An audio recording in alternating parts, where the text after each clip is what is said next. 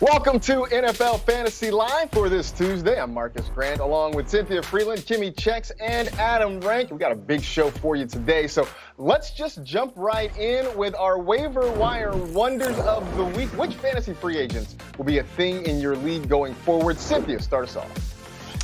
Well, let's see. There's this guy who's playing quarterback. You may or may not have heard of him. He scored a bunch of touchdowns using his feet.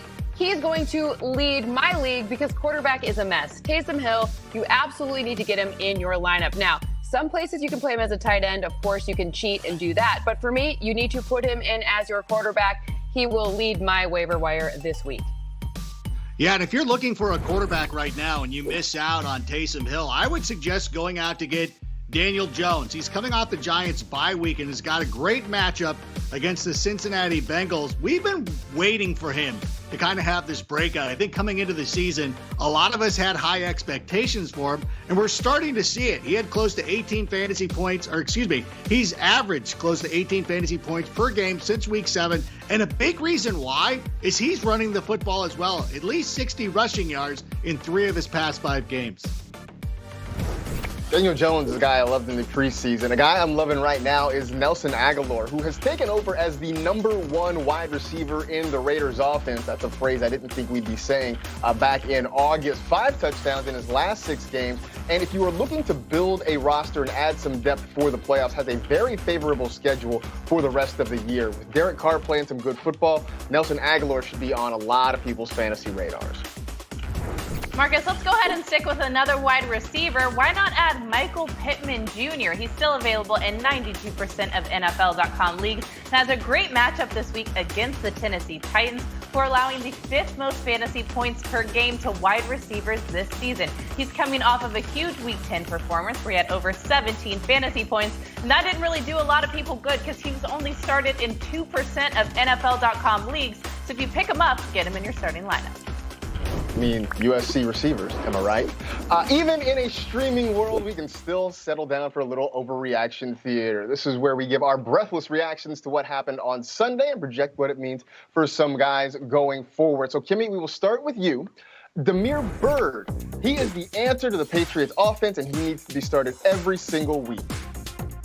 I think if that was the case, then he wouldn't be available in 99.7 of NFL.com leagues.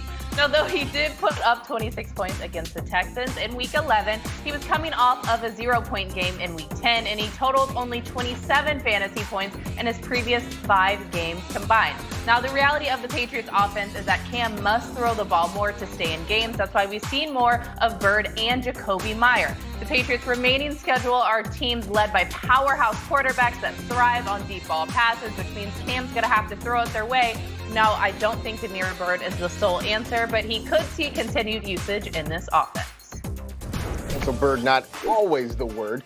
Meanwhile, Cynthia, Phillip Rivers, he is a snappy dresser, an uber competitor, and he's a fantasy league winner this year.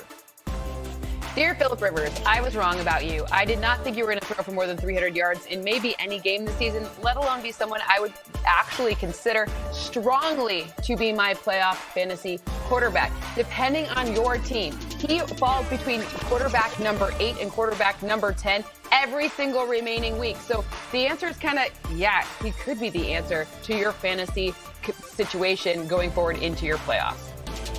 Rivers getting hot at the right time. All right, Adam Rank. Justin Herbert, Justin Schmerbert. Clyde Edwards-Helaire is the best rookie offensive player this season. You know what? You really need to calm down. Like, he might not even be the best rookie running back of the group when you consider James Robinson is out there. But we do really need to take a look at Clyde Edwards-Helaire for a moment. He had over 20 fantasy points against the Raiders, which was amazing, but he's probably going to be a guy who settles in somewhere between 11 to 14 points per game. Even though he has 3 touchdowns in his last 2 games combined, the thing that worries me, he has the 3rd toughest remaining fantasy schedule for running backs and the 6th toughest fantasy playoff schedule. So if you have an opportunity to move him, maybe shore up some other pieces. I know the deadline for a lot of leagues has passed. You might want to think about moving him if possible, if that's still an option for you. But I want to stay in the AFC West. So Marcus, check this out. I am now convinced Keenan Allen is the wide receiver 1 in all of fantasy football. I mean, yeah. Why wouldn't he be? Look, Number one.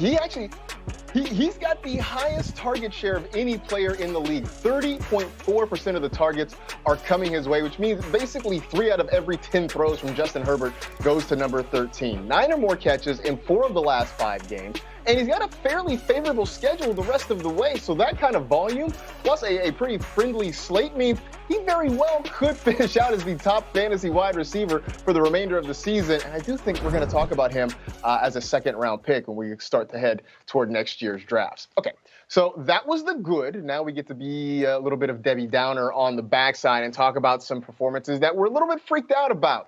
So, Kimmy, let's talk about Alvin Kamara, because not only is Taysom Hill a quarterback and a tight end, but apparently he's a running back, and AK's not going to see the end zone again for the rest of the year. Right, this was concerning watching this game go on with Taysom Hill at quarterback, because we assumed it would be Michael Thomas that would take the hit, but instead it was Alvin Kamara. His 10 fantasy point performance was his lowest of the season by a long shot. When Drew Brees was playing quarterback, he was averaging 27 fantasy points a game instead of the 17-point drop he saw with Taysom Hill. Another concerning thing that happened on Sunday was that Alvin Kamara did not record a single reception, which is the first time this has happened in his 55-game NFL career. With Taysom rushing into the end zone himself, we could see Alvin Kamara take a hit, but there's no chance we ever put Alvin Kamara on our bench. So I guess we just kind of got to with it. We are going to roll through it because Alvin Kamara is just that dude. Meanwhile, Cynthia, Matt Ryan is probably going to wreck any chance you have of winning your league. You know, I'm not going to lie. This week I have a good projection for Matt Ryan, but I do not have a great projection when he rematches against New Orleans. And then at the Chargers, it's a little iffy. But Tampa Bay and Kansas City, not going to happen for me. So he might actually lose you your fantasy season. I hate to say it, fellow Boston College Eagle, but I like to win. And you know what? So does Matt Ryan, and he doesn't play fantasy. He doesn't care about your fantasy team. But I do. And that's really what's important there. Adam Rank, what also is important is that the Nyheim Hines party is over and he should just be dropped off all fantasy rosters. Drop it like it's hot. That's exactly what I'm saying. No, don't do that. Don't do that. Listen, first of all, that was unfortunate. Frank Reich had an opportunity to kind of win us over as fantasy enthusiasts, and it seemed like he wanted to, but he was trolling us all along, and we should have known that. But you know what? The last time these two teams played, and it was just a couple of weeks ago, Nyheim Hines actually had a pretty good game against the Tennessee Titans. That always kind of scares me because you don't think that it's just not going to be the same exact game again. But the reason I have faith in him moving forward is that he's targeted a lot out of the backfield, which I think is going to give him a safe floor. So, Marcus, don't drop him. It's okay to be disappointed. This happens every once in a while, but keep him on your roster. But this is, speaking of disappointments, Tua should just be cut from the NFL. Like, the Dolphins should tank and just draft another quarterback because this season's over.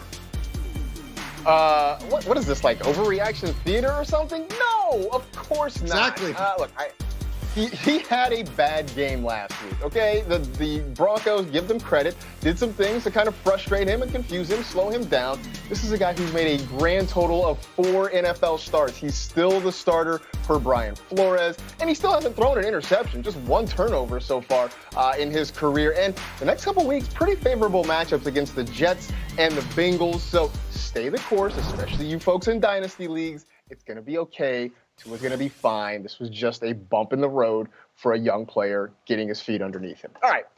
If you enjoyed Overreaction Theater, you will likely enjoy the NFL Fantasy Football Show. You can find it streaming 3 times a week, Mondays and Wednesdays at 7 p.m. Eastern and Fridays at 8 p.m. Eastern in all the usual spots, NFL.com, the NFL apps, and YouTube.com/NFL Fantasy Football. All right, coming up on NFL Fantasy Live, we've got another group of viewers joining us for the Fantasy Bunch. Now, I mean, it won't be as great as throwing a football with Joe Namath, but you also won't have to lie to your friends to make it happen. We'll chat it up after the break. Welcome back. Thursday is the Thanksgiving football feast. Your appetizer is game day morning at 10 a.m. Eastern. Then the triple header kicks off with the Texans and Lions, followed by Washington and Dallas.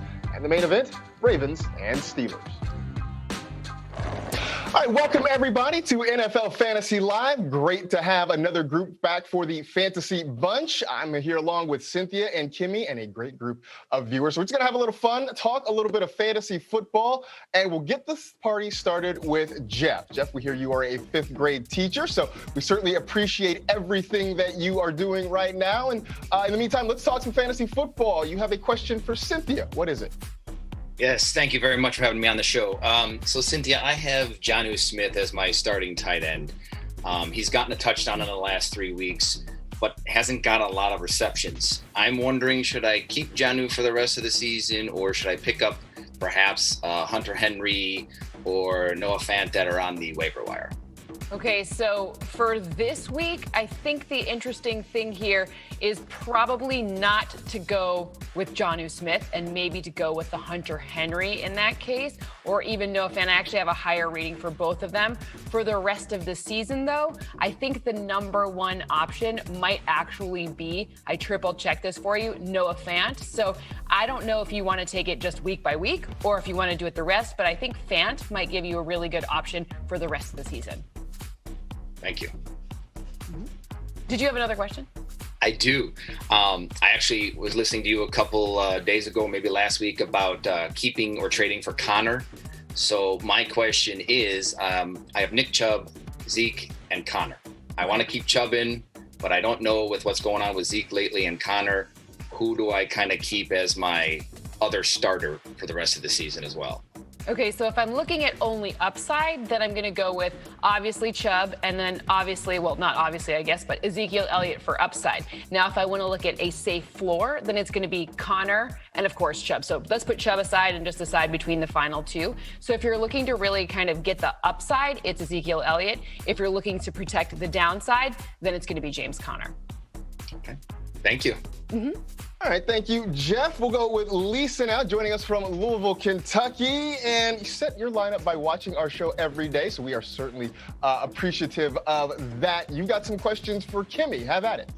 Hi. Yes, I do. I have my notepad every night, and I take notes watching you all, and you all have helped me tremendously.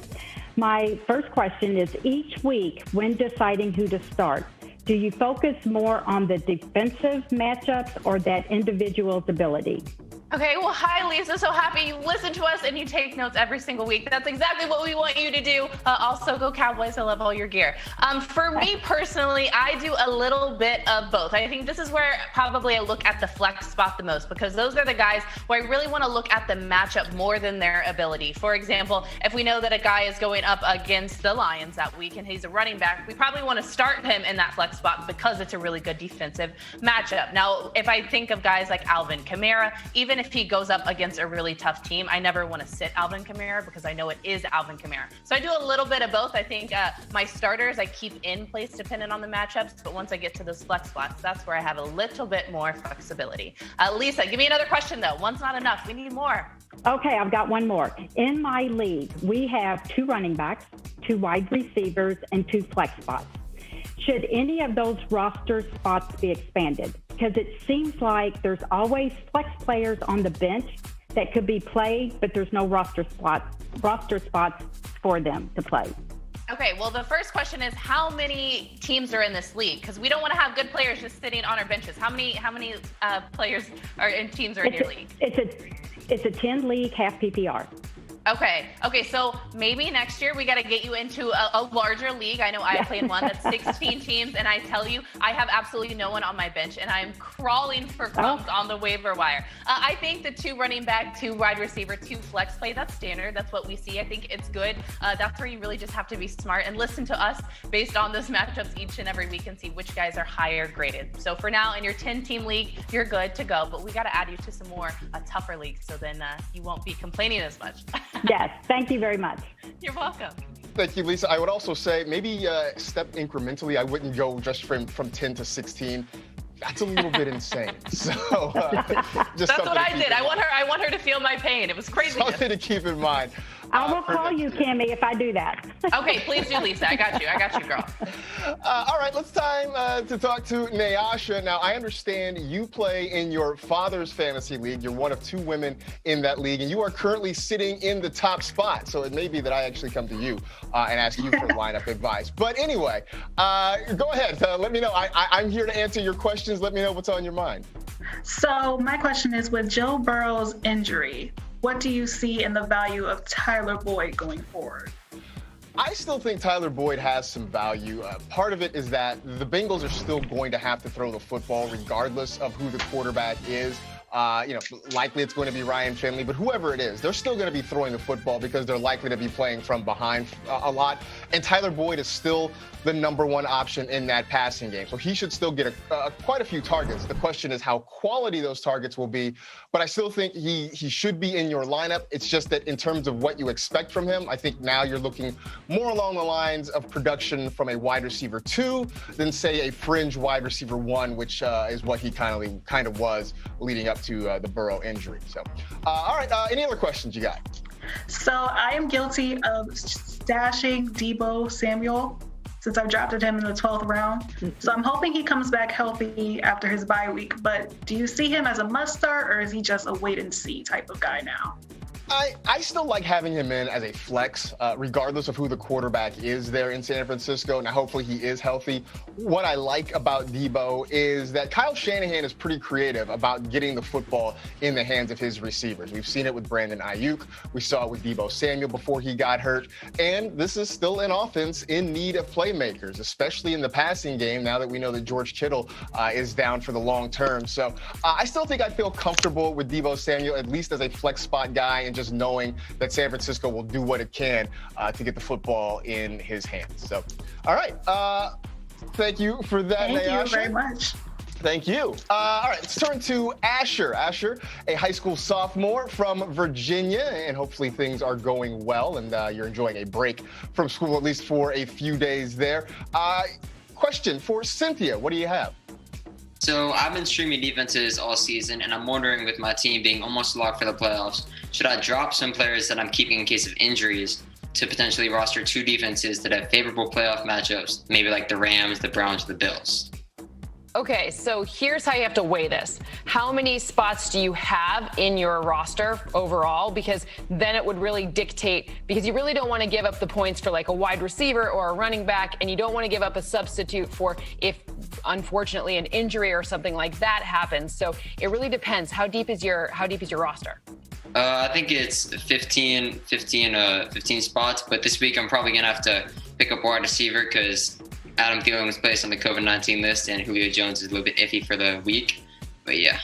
Yeah, so I would say, for me, I would just keep streaming because I would assume that if I was good at it before, I could probably still be doing it. But ultimately, it's because I want to keep and hoard the players that play the skill positions because I don't want to give them to my opponents. But again, with 15, you're probably okay if you want to pick up one like maybe the Bills or something as that alternate.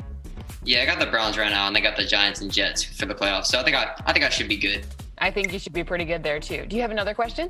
Yes. So I was wondering, who are some late season breakouts that you could potentially see becoming league winners? Okay, so I went through and I had a little help from the research team too to make sure that we got everything covered here. So we got some options for you on this one. The first one, I really like Michael Pittman Jr. Obviously had a breakout last week, but his schedule is awesome. Titans, Texans, Raiders, Texans, awesome. Then you got to look at Jalen Reagor. The Eagles, right? They have Seattle, the Packers, the Saints, the Cardinals. Not quite as favorable, but they're going to need to do something because obviously we have seen there's a little interesting situation going on in the NFC East. And last but not least, I actually have Wayne Gallman who pops out of my models. And the interesting part here is the Bengals, the Seahawks, the Cardinals, the Browns. Now, I know you don't want to play against your own defense because you said you had the Browns, but you could look at him at this running back position because they need to keep kind of pace, right? The Giants, their defense have been playing very well. And when you have a defense that plays well and a running back, that means fantasy points. So for me, that could be a good one that maybe other people aren't considering. Yeah, I just submitted a waiver for Michael Pittman, so I'm kind of hoping no one in my league sees this before the waivers. Good luck. Yeah, thank you. Hey, we appreciate it, Asher. Good luck in the playoffs. All right, now it's time to talk to Excel, who our producer, Todd Mossberg, is a Browns fan, so he's definitely loving Excel in the Browns jersey right there. And we certainly appreciate you being a loyal viewer of the show. Any questions you have for Kimmy? Go ahead. Hey, Kimmy. First of all, super psyched to be here, Kimmy. I have a question, of course, about a quarterback. So I have offered to trade away Lamar Jackson, reigning MVP, and right now I have starting Justin Horrible Haircut Herbert. And of course, I just want to make sure, am I giving away too much by giving up the reigning MVP? Okay, so what are you offering for Lamar Jackson? Like, we got to break down this trade. Also, Okay. Can we just pause and think about last season, and if anyone ever said they were going to trade away Lamar Jackson, we would say you're crazy, especially for a rookie quarterback, but Justin Herbert's been just so good. So that's a small caveat, but what are you offering for Lamar Jackson? So I'm giving away Lamar Jackson, Will Fuller, and Jonathan Taylor, and I'm receiving Keenan Allen, Clyde Edwards-Helaire, and Antonio Brown. Yes, and yes. Absolutely do that. We've seen that Lamar Jackson is not the same MVP as he was last season. He does have a really tough matchup this week going against the undefeated Pittsburgh Steelers. He's also just notoriously not performed so well against them. So I think that's actually a fair deal. So good job on that. Yay, Justin, bad haircut Herbert. I think that's what you called them. Yeah, don't trust me. All right, what's your other question, Excel? Okay, so this is more conceptual and less more with the actual players. So I've been talking to my buddies Joe Foster and all my other friends here at work at Sports and Spine Physical Therapy, and we always have an argument about vetoing trades. I believe it is absolute rubbish to veto anybody's trade. It's their discretion. What do you think about vetoing trades as a concept? Stop the madness. Stop vetoing trades. I play in all leagues where I'm with like friends and coworkers, and it can get so incredibly petty in there. I've never played against strangers, so I feel like it would be a little bit nicer if we did. Once you play with people, it's always going to be someone who's mad. It's always going to be something petty. So no, stop the madness. I'm over vetoing trades. I know Adam Rank, if he was on this, I think he did a whole bit about it. He absolutely hates it. So no more vetoing trades. Tell all the 4 leagues that you play in to stop the crazy madness. Thank you for backing me up. Now I have something to go to work with, a little bit of ammo, so to speak. I got you, Excel. I got you. If you need any more support, I can second that. I know Adam Rank would certainly second that. Don't veto trades. Just don't do it. Hey, all right, we are not done with the fantasy bunch. We will talk to them a little bit later on in the show, but a great first round of questions there. So hang on. We'll get back to you guys in just a little bit. What's up, everybody? Taysom Hill was amazing last week as a starting quarterback, but do we trust him this week? I think that we do, and here are my 5 guys I would start over Taysom Hill this week. And we start at number 5 with Ryan Tannehill. Tennessee Titans are never out of the game as long as Ryan Tannehill is the quarterback, but fantasy-wise, he's been a top 12 fantasy quarterback only once in his last 5 games, and this week he's got the Colts, who've allowed the 3rd fewest fantasy points per game to quarterbacks this season. At number 4, Ben Roethlisberger, a quarterback we've relied on for the last couple of games. He's been really good, but this week he's got the Baltimore Ravens, and he's scored fewer than 16 fantasy points in 2 out of his last 3 games against Baltimore, and the Ravens have allowed only 1 top 10 quarterback in the last 4 games. At number 3, Carson Wentz. Look, it is a great matchup, a historical matchup, if you will, but the Seahawks have been playing much better as of late. Carson Wentz has not been. He is not throwing for multiple touchdowns. He has not been a top 15 fantasy quarterback in 3 consecutive games, and he was battling to get to double digits last week. At number 2, Kirk Cousins, another quarterback we've been able to rely upon as a streamer, but he's had fewer than 250 passing yards in 3 out of his last 6 games. He's got a tough matchup here against the Carolina Panthers. They've allowed a top 10 fantasy quarterback in just 4 of their last 11 games this season. And at number 1, Tom Brady, the GOAT. We are benching him for Taysom Hill. Obviously, he's been struggling in primetime games, but what's really interesting to me, after scoring a touchdown on 2 of their first 3 drives on Monday night, they gained more than 25 yards on only one of their final 9 drives. So basically, I don't think that we can trust Tom Brady this week. And those were 5 quarterbacks I'm putting on the bench in favor of Taysom Hill. Time to welcome back our fantasy bunch as we continue answering some questions from some of our loyal viewers here. And we'll start with our next guest, who is Nikki. Now, I understand your fantasy team name is the Broads Boys, which is a pretty great name as far as I'm concerned. You are in first place in your 8-team half-point PPR league. And so now you have some questions to ask for Cynthia. So fire away. That's great. I couldn't be happier. All right, Cynthia. In week 14, my QB, Josh Allen, is playing my defense, the Steelers. So is it smarter to stream a QB and let the Steelers play, or stream the defense and hope that the number 4 fantasy QB has a good game?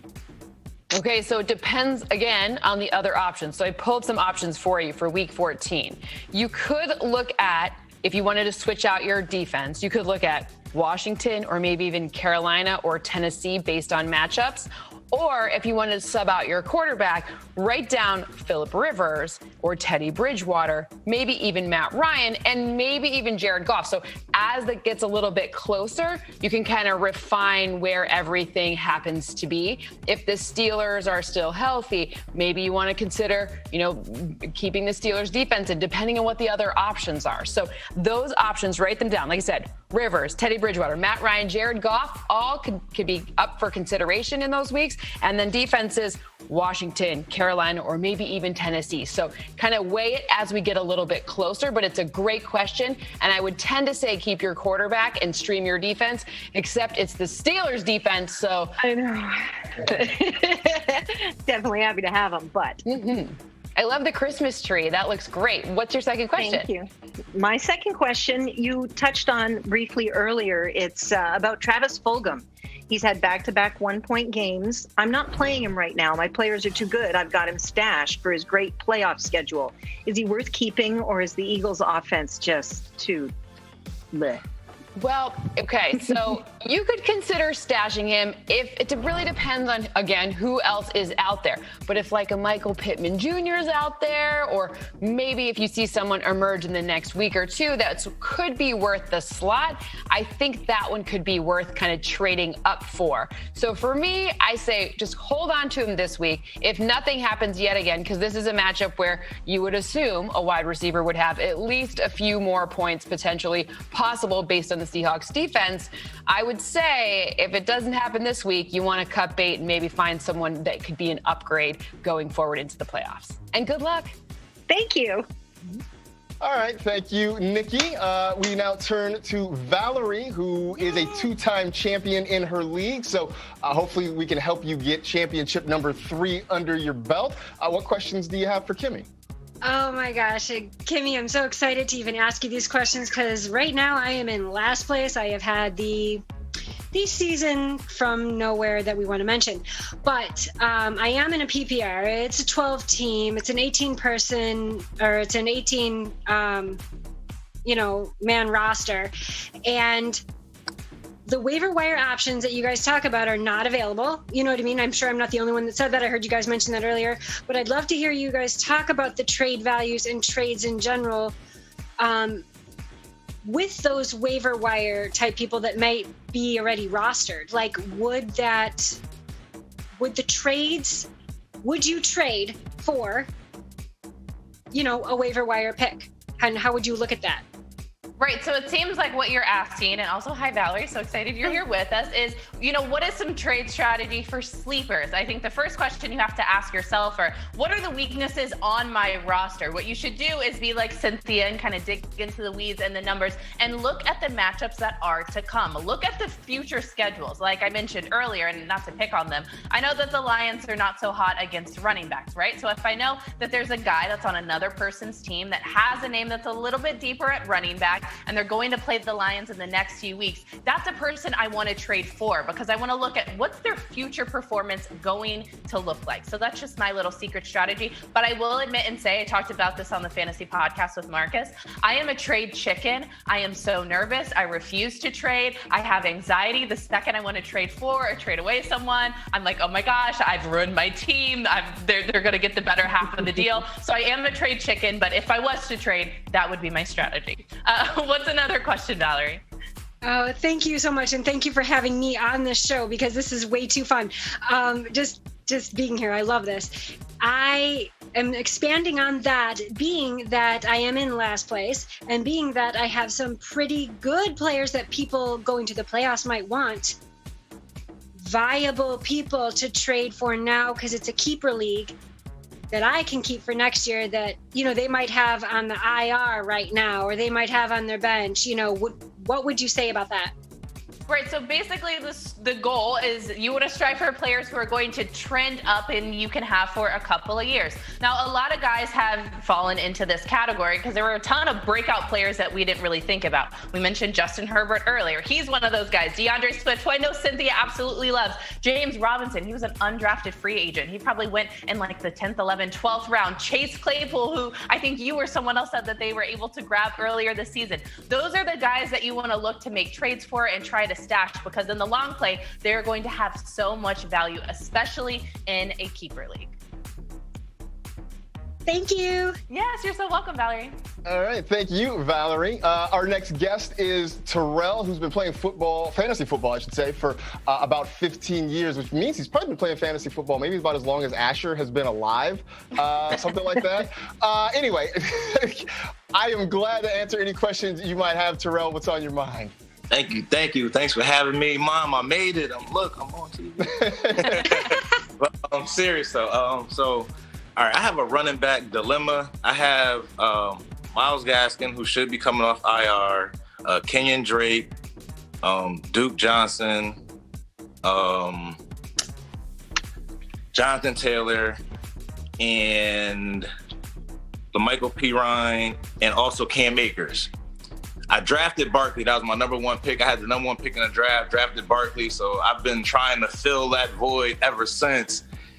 Who can I trust going down the stretch? Because there's nothing on waivers. Yeah, at this point, the waiver wire is going to be pretty empty. And I think the best advice is to sort of keep doing what you've been doing, which is to just kind of play the matchups. I mean, for instance, this week, Jonathan Taylor looks like a solid play against the Tennessee Titans. Hopefully what we saw from him last week is shades of what's to come. Maybe Frank Reich and the Colts are going to pivot to him a little bit more and start to get him some more opportunities. So hopefully that's something to build on. Kenyon Drake has actually played pretty well the last couple of weeks. I'm not sure if it's that he heard Chase Edmonds' footsteps coming for him in that backfield, but he seems to have turned it up and has an okay matchup against the Patriots defense this week. But I don't know that there is just one solid answer that's going to get you all the way through the playoffs. If you've survived this long sort of with a patchwork backfield, I think that's going to have to continue because I don't see any of those guys being just the one answer to kind of get you through the rest of the way. All right, what other question do you have? Well, remember the running backs that I do have. So I've been kind of holding on because I had Josh Allen at QB, and my receivers are A.J. Brown, DK, and DJ Moore. And I also have Waller, too. Do you think I maybe should try and my trade deadline is Thursday. You think maybe I should try and make a trade or to make a move to try and get a running back or?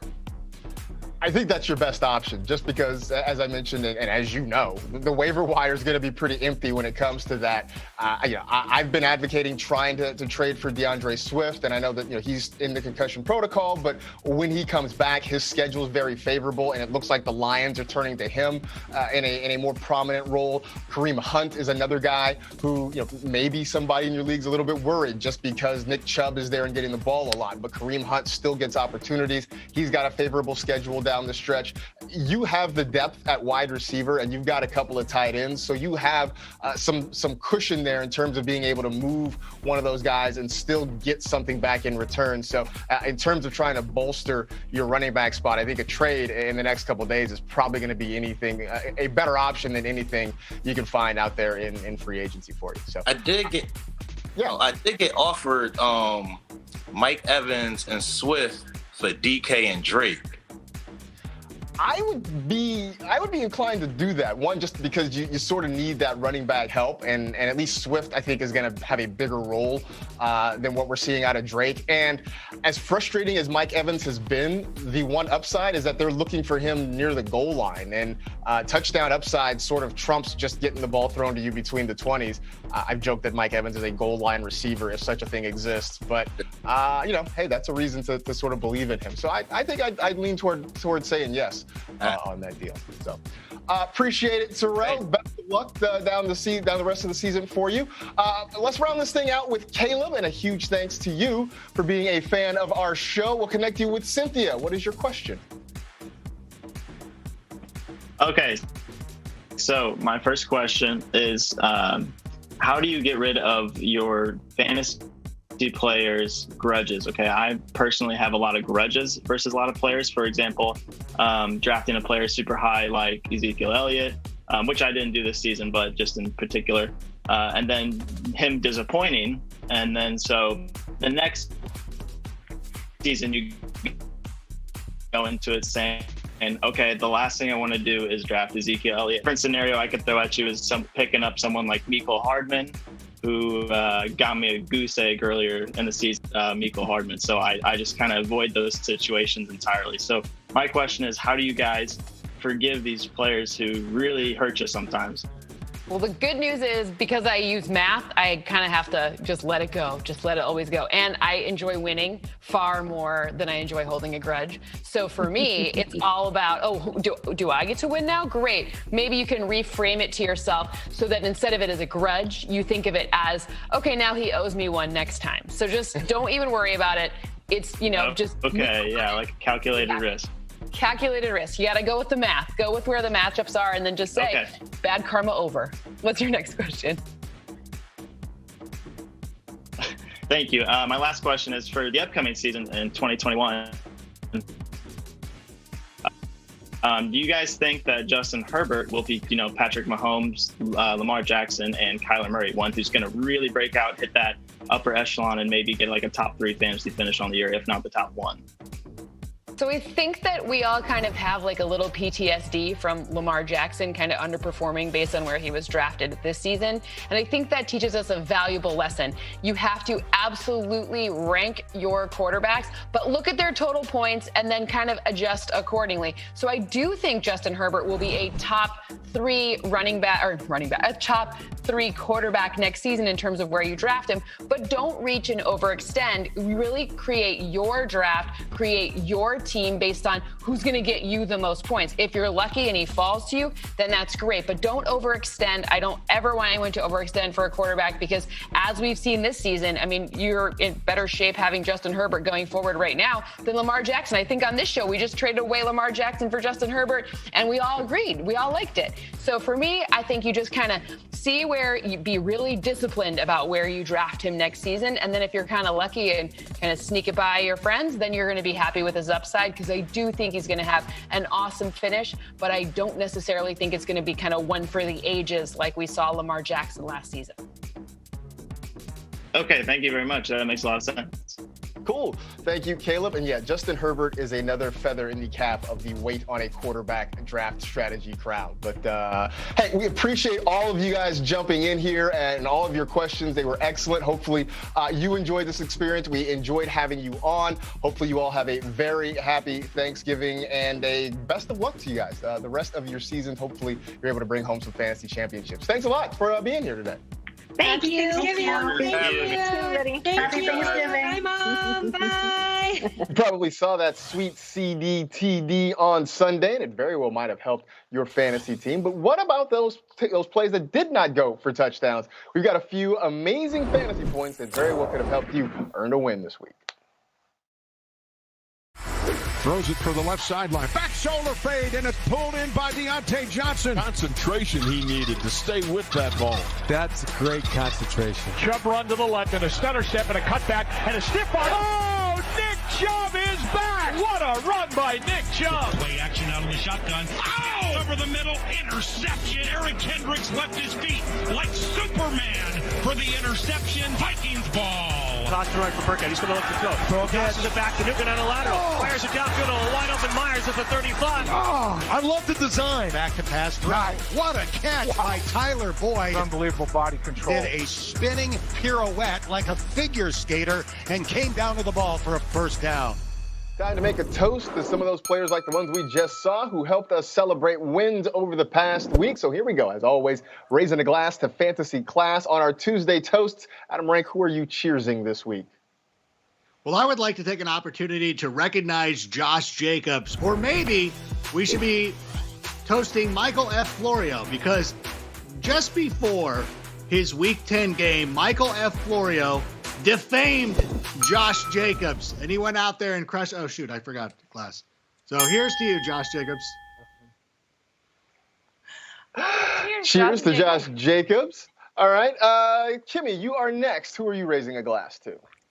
I am raising a glass to DJ Moore because he's quarterback proof. I mean, maybe PJ Walker got his start replacing an inactive Teddy Bridgewater. That was no big deal for DJ Moore. He finished with 21 fantasy points, making this his second straight game with over 19. Plus, he makes Adam Rank mad because every time he balls out, it's when he's on Adam Rank's bench. So making Adam Rank mad makes me smile. So cheers, DJ Moore. I love you.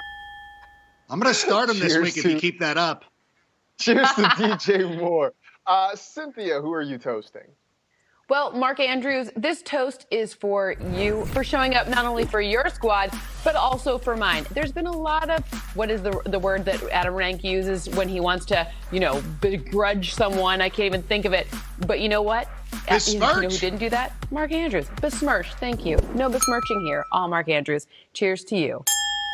A besmirchment-free zone, so cheers to Mark Andrews. I am toasting Taysom Hill because he brought Michael Thomas back into our fantasy lives. I mean, Thomas had just 95 receiving yards all season before Sunday when he went for 9 catches and 104 yards in this one. So props to Taysom Hill. May the best of your past be the worst of your future. Cheers to you and the Saints offense for bringing back a top pick.